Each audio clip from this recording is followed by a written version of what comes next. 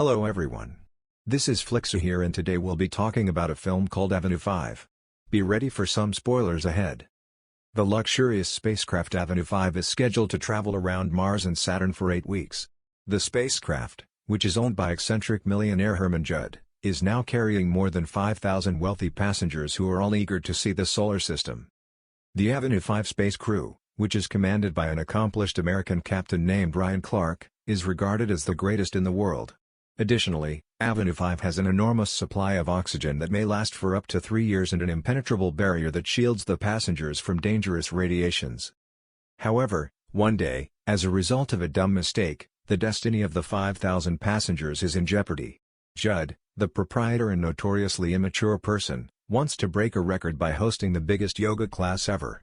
So he invites around 1,000 people to practice yoga at the ship's port. As a result, the port becomes overcrowded and the ship begins to break down. An engineer named Billy ignores a warning alert in the control room, which causes the spacecraft to undergo a phenomenon known as a gravity flip. As a result, every passenger is knocked off of their feet and hurled toward one side of the spacecraft. As several of them are gravely hurt by the falling debris, chaos follows.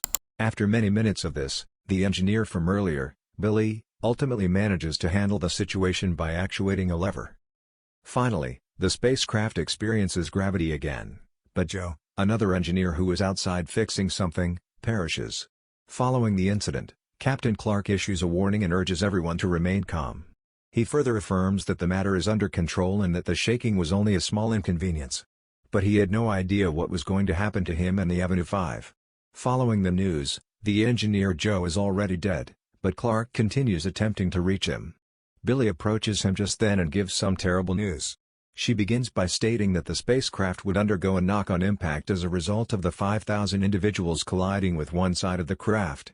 Then, she says that the gravity flip caused engineer Joe to pass away. When Clark learns this, he is shocked and furious and storms out of the room. The control room at the Judd Galaxy headquarters on Earth watches everything happen in terror. Ralph Mukler, the mission's leader, scans the spacecraft and learns heartbreaking information. The Avenue 5 has lost its trajectory due to the knock-on effect, and turning around is not an option. Its earlier 8-week voyage has now been extended to a 3-year one, according to this. Iris, Judd, and the others are summoned to the conference room by Rav, who then breaks the news to them, visibly shattering them. Captain Clark begins rambling incoherently in a British accent in the heat of the moment. Please insert a clip here, editor. Everyone who heard this is startled since they all thought he was an American. At this point, Clark finally admits his guilt. He admits that he is only a British actor who has been paid to inspire the staff and passengers with his stirring words. This indicates that he has no knowledge of how to pilot a spacecraft and that all tales of his bravery in space are untrue. Judd and the others are outraged when they learn this and they want to know who the true captain is. It was Joe, the engineer who just passed away, Clark says softly. Joe was the one who recruited him as well, allegedly due to his poor social skills. In the next scene, engineer Billy and Clark, who is still seen as a decorated hero by the passengers, address the group. They admit that the Avenue 5 veered off track, and that it may now take them 3 years to go back home. However, Captain Clark reassures them that they are entirely safe and that the engineers are working day and night to arrange a safe passage. Clark pledges to go into more detail once they give engineer Joe a good send-off, but only after Karen, a curious passenger, asks further questions. The officials didn't load the spacecraft with any coffins since they didn't anticipate any mishaps. Unexpectedly, though, the egotistic Judd has brought one with him that is made of pure gold. He grudgingly accepts when his secretary Iris suggests that he contribute money for Joe's burial. Later, an engineer called Cyrus shows up with a tablet and announces that he has discovered a quicker way to Earth while Clark is feigning to pilot the spacecraft in the control room. He calculated that they may be home in 6 months. Judd instructs Clark to tell the passengers about the good news after Clark tells him about it while he is still feeling happy. Billy, however, is not for it. She advises that because Cyrus has a tendency to exaggerate things, they run the estimate through a few tests.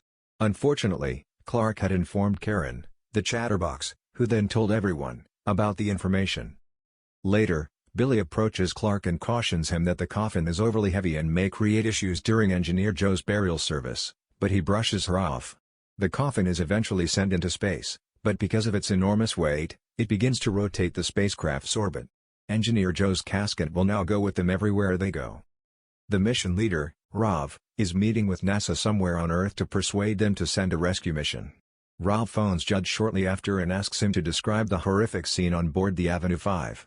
The idea is to get NASA over so that the rescue effort can begin right away.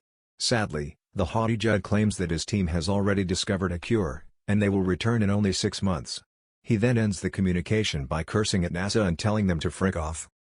Things go progressively worse on the same day. 3 passengers who suffered serious injuries in the previous knockoff tragedy die. To prevent the coffins from orbiting the spacecraft this time, Billy creates the coffins herself and makes them exceptionally light and translucent.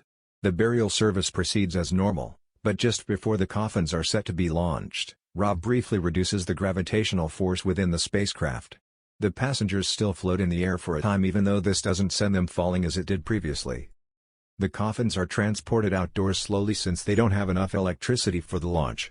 Now Joe's gold casket is orbiting Avenue 9 as well.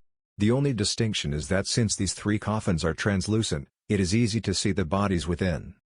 The next day, Clark goes to the eating area where he observes Karen having a bigger impact on the patrons.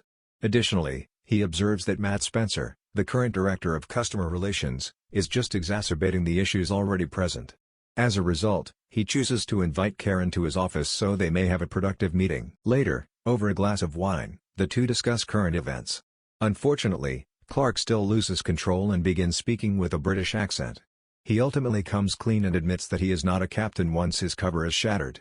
As would be anticipated, Karen is incensed by this and threatens to tell the other passengers. However, Clark soothes her and gives her the position of senior liaison officer. Her job will be to talk to customers and reassure them that they are completely secure and will be home soon. Although Karen is still dubious, Clark manages to convince her otherwise by offering her the presidential suite. The engineer from earlier, Cyrus, approaches Clark as he is traveling across the corridor with some terrible news.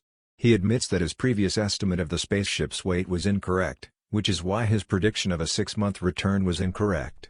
The initial return time has been increased by 6 months to the previously estimated 3 years. This indicates that Avenue 5's return to the planet will take 3.5 years. There is, however, a method to shorten the period and, thus, the wait. They could orbit more quickly if they could launch 500 people into space. But as anticipated, Clark dismisses the suggestion right away and turns to leave. Later, he meets Karen, the new liaison officer, and informs her of the circumstances. Then, in order to prevent a disturbance, he instructs her to inform the mob of this in the most composed manner possible. Even after revealing that they will return home in 3.5 years, Karen complies and creates an emotive tale that causes the gathering to explode in applause. Clark makes the decision to act independently in the meantime. He walks to the spaceship's command center and queries the engineers about any fresh information. But curiously, they all repeatedly provide the identical responses, as if they had learned them by heart. At this point, Cyrus shows in and discloses that every engineer there is really a hired actor. Judd recruited them so they might wow the passengers with their beautiful looks.